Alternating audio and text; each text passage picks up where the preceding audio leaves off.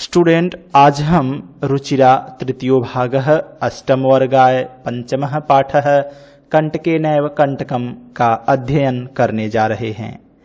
पाठ को शुरू करने से पहले इस पाठ की पृष्ठभूमि और इसकी भाषा शैली के बारे में जान लेना उचित है। साथ ही साथ हमें इसके शीर्षक के बारे में भी जान लेना चाहिए। पहले हम बात करते हैं शीर्षक की। कंटके नैव कंटकम अर्थात कांटा कांटे से ही निकलता है।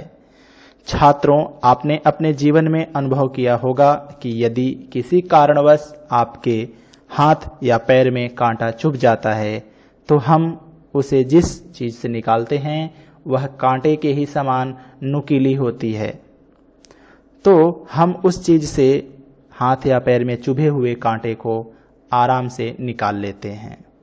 इस पाठ में भी हम कुछ ऐसा ही देखेंगे। यह पाठ हितोपदेश की शैली में लिखा गया है। हितोपदेश एक प्रसिद्ध कहानी ग्रंथ है जिसमें कहानियों के माध्यम से शिक्षा दी जाती है और इस पाठ में भी कुछ ऐसा ही है। यह कहानी मध्य प्रदेश के डिंडोरी नामक जगह पर काफी प्रचलित है। चलते हैं पाठ के पास।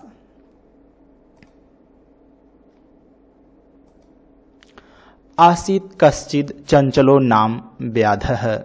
चंचल नाम का कोई बहेलिया या शिकारी था। पक्षी मृगादीनाम ग्रहणेन सह स्वीयाम जीविकाम निर्वाहयति स्म। पक्षी तथा जानवरों को पकड़ करके वह अपनी जीविका का निर्वहन करता था।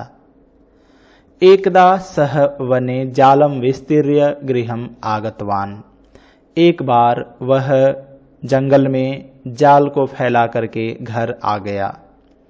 अन्यस्मिन् दिवसे प्रातः काले यदा चंचलः वनं गतवान् तदा सः दृष्टवान् यत् तेन विस्तारितेन जाले दौर्भाग्याद् एकः व्याघ्रः बद्धः आसीत्। दूसरे दिन प्रातःकाल जब चंचल जंगल में गया तब उसने देखा कि उसके द्वारा फैलाए गए जाल में दुर्भाग्यवश एक बाघ बंधा हुआ है। सो अचिंतयत, उसने सोचा, व्याघ्रः माम खादिष्यति अतएव पलायनम करणीयम। बाघ मुझको खा जाएगा, इसलिए पलायन करना चाहिए। व्याघ्रः न्यवेदयत, बाघ ने निवेदन किया, भो मानव, हे मनुष्य, कल्याणम भवतु ते, तुम्हारा कल्याण हो। यदि त्वं माम मोचयिष्यसि तर्हि अहम त्वाम न हनिष्यामि। यदि तुम मुझको छुड़ा दोगे तो मैं तुम्हें नहीं खाऊंगा, तुम्हें नहीं मारूंगा। तदा सह व्याधः व्याघ्रम जालात बहि निर्सारयत। तब वह शिकारी उस बाघ को जाल से बाहर निकाल देता है। व्याघ्रः क्लांतः आसीत, बाघ थका हुआ था। सो अवदत्, उसने कहा, भो मानव, हे मनुष्य, पिपासु अहम, मैं प्यासा हूँ। नद्याम जलम आनीय मम पिपासाम समय। नदी से जल ला करके मेरी प्यास को शांत करो, बुझाओ। व्याघ्रः जलम पीत्वा पुनः व्याधम अवदत्। बाघ जल पी करके फिर से शिकारी से कहा, समय में पिपासा, मेरी प्यास शांत हो गई है। सांप्रतम बुभुक्षितो अस्मि, अब मैं भूखा हूँ।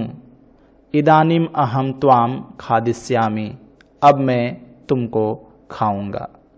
चंचलः उक्तवान, चंचल ने कहा, अहम त्वत्कृते धर्मम आचरितवान, मैंने तुम्हारे लिए धर्म का आचरण किया।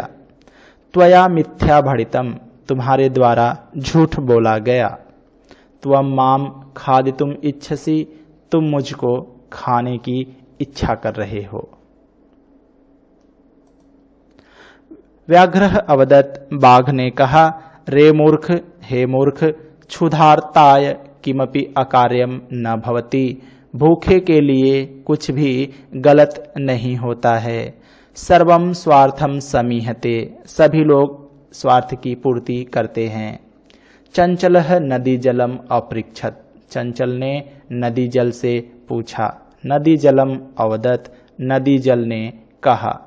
एवमेव भवति, ऐसा ही होता है। जनाः मयि स्नानं कुर्वन्ति, लोग मुझ में स्नान करते हैं। वस्त्राणि प्रक्षालयन्ति, कपड़े धोते हैं।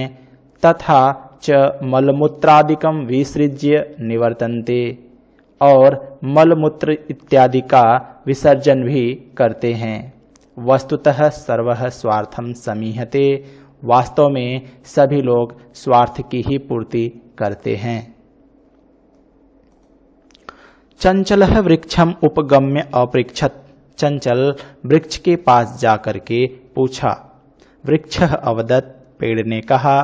मानवाः अस्माकं छायायाम विरमन्ति, मनुष्य हमारी छाया में विश्राम करते हैं। अस्माकं फलानि खादन्ति, हमारे फलों को खाते हैं।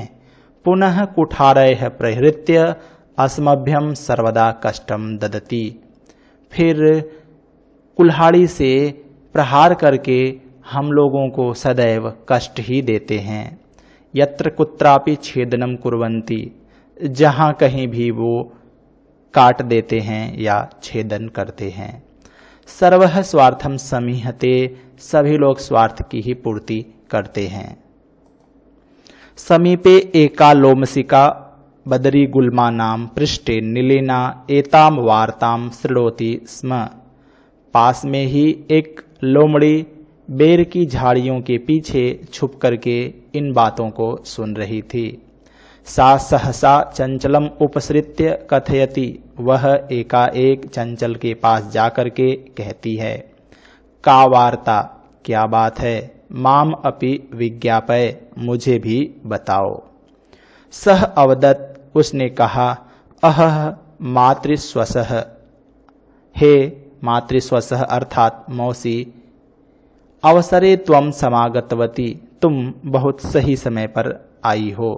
मया अस्य व्याघ्रस्य प्राणाः रक्षिता, मेरे द्वारा इस बाघ के प्राणों की रक्षा की गई।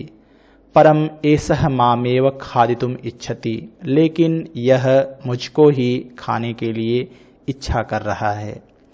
तदनंतरम सह लोमसिकायै निखिलाम कथाम न्यवेदयत्, उसके बाद उसने लोमड़ी के लिए संपूर्ण कथा को निवेदन किया।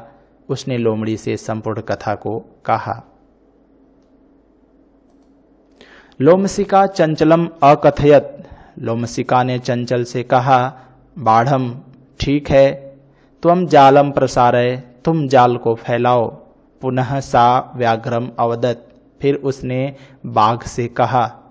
केन प्रकारेण त्वं एतस्मिन् जाले बद्धः इति अहम प्रत्यक्षम द्रष्टुम इच्छामि, किस प्रकार से तुम इस जाल में बंध गए थे, ऐसा मैं फिर से प्रत्यक्ष देखना चाहती हूँ।